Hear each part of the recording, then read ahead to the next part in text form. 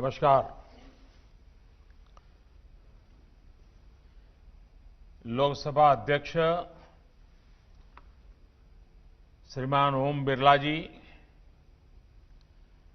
मंत्रिमंडल के मेरे सहयोगी श्रीमान प्रहलाद जोशी जी, श्री हरदीप पुरी जी, इस समिति के चेयरमैन श्रीमान सी.आर. पाटिल जी, सांसदगण, देवी और सज्जनों, दिल्ली में जनप्रतिनिधियों के लिए आवास की इस नई सुविधा के लिए आप सबको बहुत बहुत बधाई। आज और भी एक सुभग संयोग है।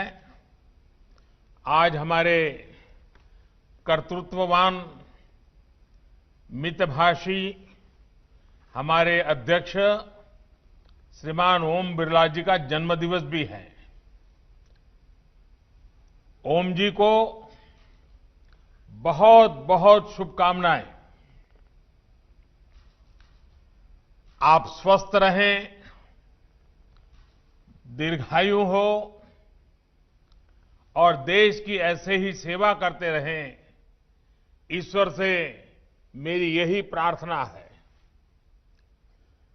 साथियों, सांसदों के लिए पिछले साल नॉर्थ एवेन्यू के घर बनकर तैयार हुए थे और आज बीडी रोड पर भी ये 3 टावर आवंटन के लिए तैयार है। मेरी कामना है कि गंगा, यमुना और सरस्वती, इन 3 टावरों का संगम इसमें रहने वाले जनप्रतिनिधियों को हमेशा स्वस्थ रखे, कार्यरत रखे और संतोषी बनाए। इन फ्लैट्स में हर वो सुविधा दी गई है जो सांसदों को अपने दायित्व के निर्वहन में मदद करेगी। संसद भवन के नजदीक होने की वजह से भी इसमें रहने वाले सांसदों को बहुत आसानी होगी। साथियों, दिल्ली में सांसदों के लिए भवनों की दिक्कत बरसों से रही है और जैसे अभी बिरला जी बता रहे थे, लंबे अरसे तक सांसदों को होटल में रहना पड़ता है। इसके कारण आर्थिक बोझ भी बहुत आता है। उनको भी अच्छा नहीं लगता है, लेकिन अब मजबूरन करना पड़ता था। लेकिन इस समस्या को दूर करने के लिए गंभीरता से प्रयास 2014 के बाद विशेष रूप से शुरू हुए। दशकों से चली आ रही समस्याएं टालने से नहीं, उनका समाधान खोजने से समाप्त होती है। सिर्फ सांसदों के निवास ही नहीं, बल्कि यहां दिल्ली में ऐसे अनेकों प्रोजेक्ट्स थे जो कई वर्षों से अधूरे थे, लटके पड़े थे। कई इमारतों का निर्माण इस सरकार के दौरान ही शुरू हुआ और तय समय से पहले समाप्त भी हुआ। जब अटल बिहारी वाजपेयी जी की सरकार थी, तो अटल जी के समय जिस अंबेडकर नेशनल मेमोरियल की चर्चा शुरू हुई थी, उसका निर्माण कितने साल लग गए। ये सरकार बनने के बाद ही इसका काम हुआ। 23 वर्षों के लंबे इंतजार के बाद डॉक्टर अंबेडकर इंटरनेशनल सेंटर का निर्माण इसी सरकार में हुआ। सेंट्रल इंफॉर्मेशन कमीशन की नई बिल्डिंग का निर्माण इसी सरकार में हुआ। देश में दशकों से वॉर मेमोरियल की बात हो रही थी। हमारे देश के वीर जवान लंबे अरसे से इसकी आशा कर रहे थे, मांग कर रहे थे। देश के वीर शहीदों की स्मृति में इंडिया गेट के पास वॉर मेमोरियल का निर्माण भी, उसे करने का भी सौभाग्य हमारी सरकार को मिला। हमारे देश में हजारों पुलिसकर्मियों ने कानून व्यवस्था बनाए रखने के लिए अपना जीवन दिया है। हजारों पुलिस के जवान शहीद हुए हैं। उनकी याद में भी नेशनल पुलिस मेमोरियल का निर्माण भी इसी सरकार के द्वारा हुआ। आज सांसदों के लिए नए आवासों का लोकार्पण, ये लोकार्पण भी इसी श्रृंखला में एक जरूरी और अहम कदम है। मुझे खुशी है कि हमारे सांसदों का एक लंबा इंतजार अब खत्म हो रहा है।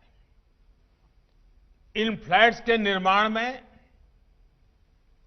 पर्यावरण का ध्यान रखा है, एनर्जी कंजर्वेशन के उपाय हो, सोलर प्लांट हो, सीवेज ट्रीटमेंट प्लांट हो, ग्रीन बिल्डिंग के ये कंसेप्ट इन भवनों को और आधुनिक बनाते हैं।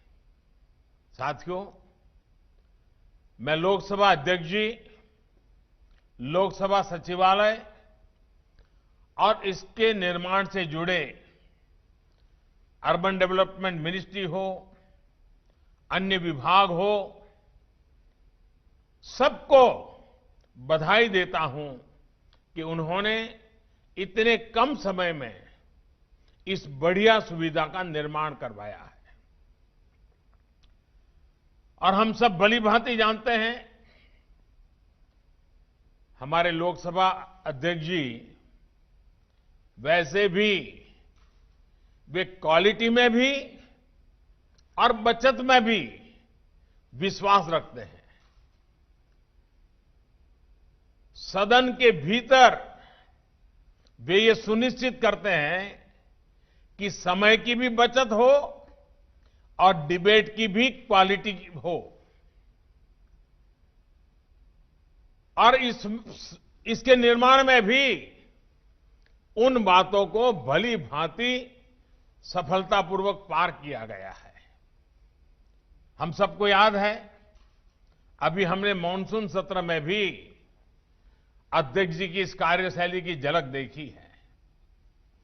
कोरोना काल में अनेक प्रकार की सावधानियों के बीच नई व्यवस्थाओं के साथ संसद का सत्र चला।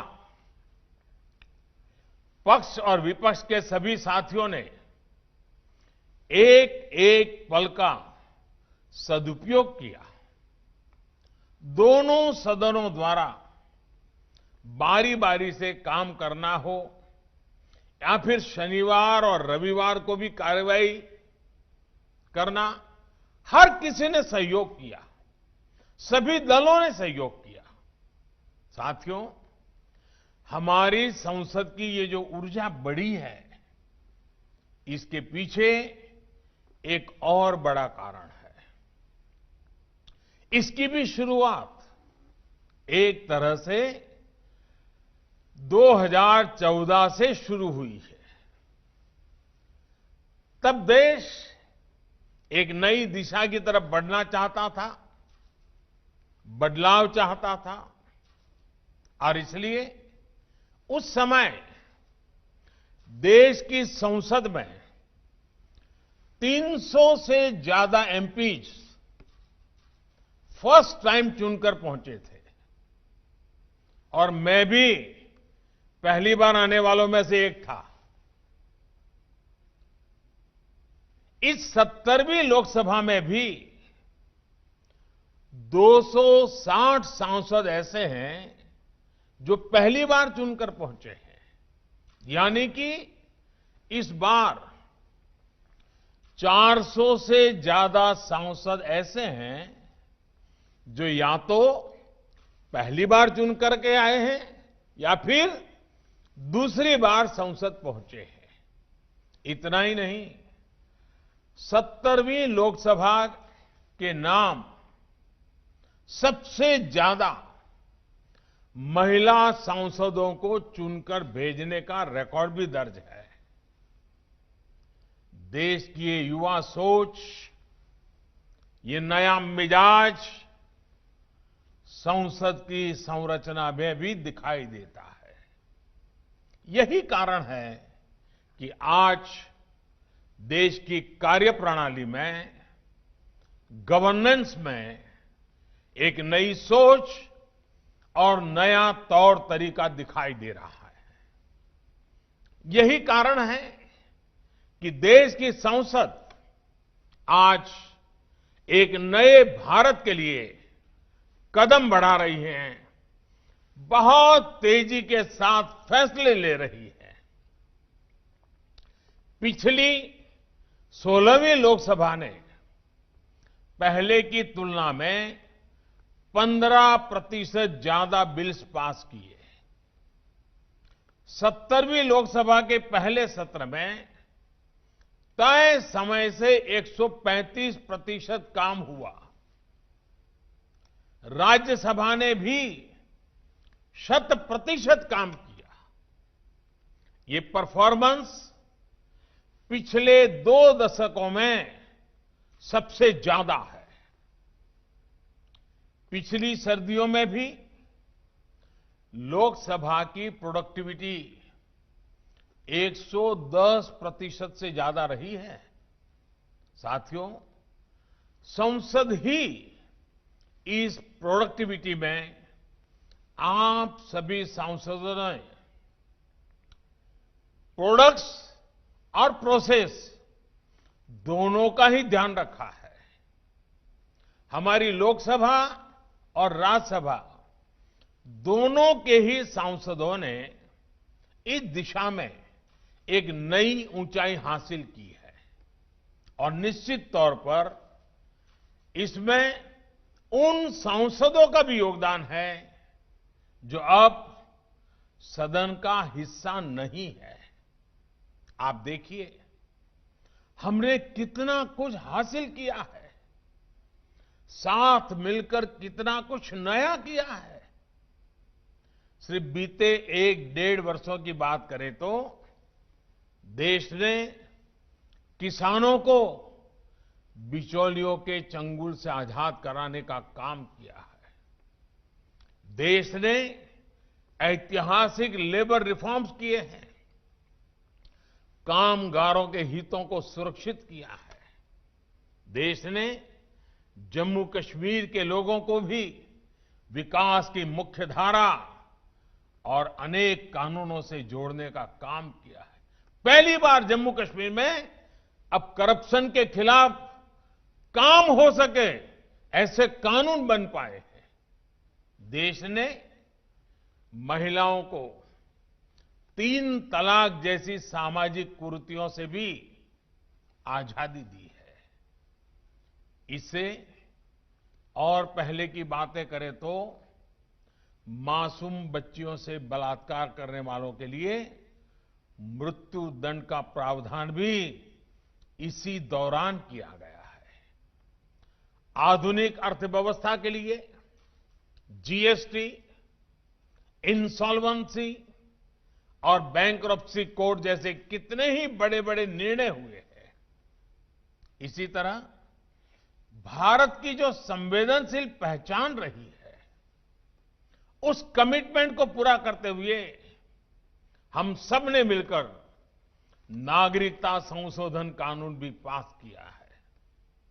हमारी ये काम, ये सफलताएं अगर हमारे प्रोडक्ट्स हैं तो इन्हें करने के प्रोसेस भी उतने ही शानदार रहे हैं।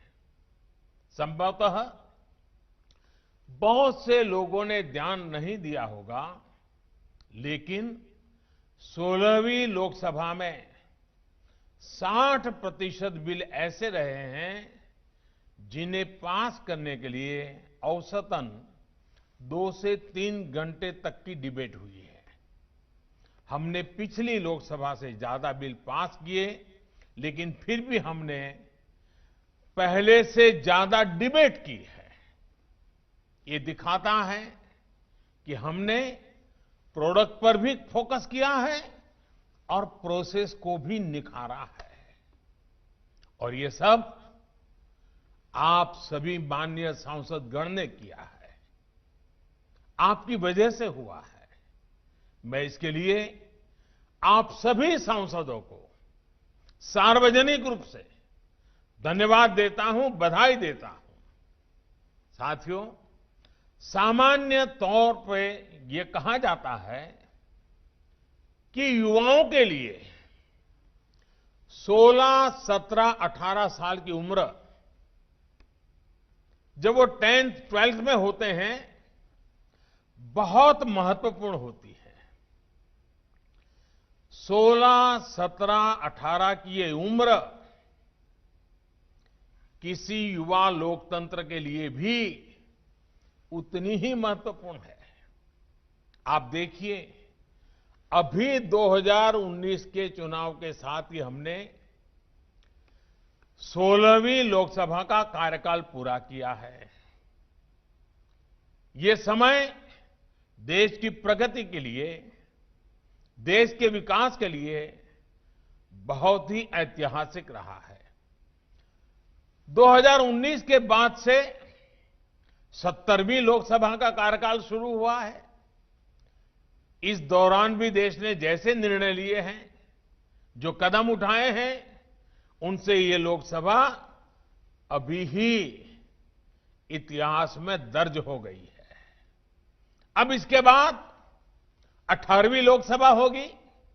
मुझे विश्वास है अगली लोकसभा भी देश को नए दशक में आगे ले जाने के लिए बहुत महत्वपूर्ण भूमिका निभाएगी।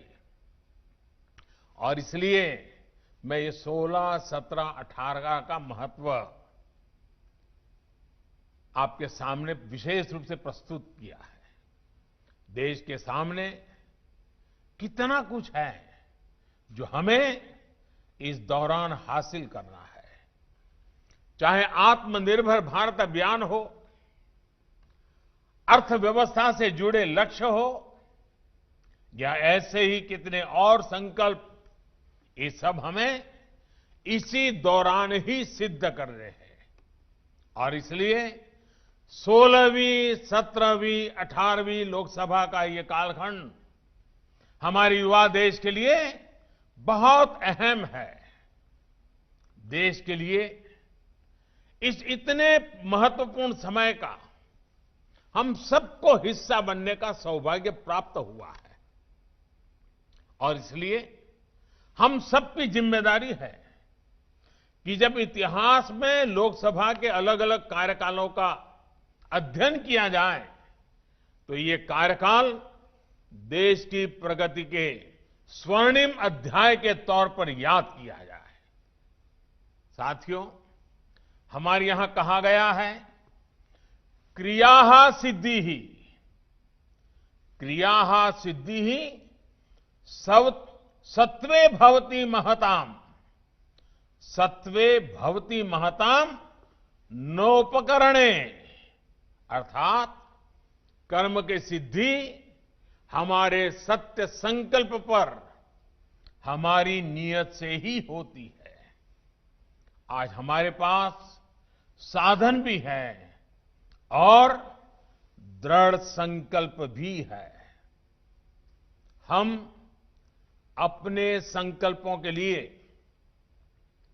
जितना अधिक परिश्रम करेंगे, सिद्धि उतनी ही जल्दी और बड़ी होगी।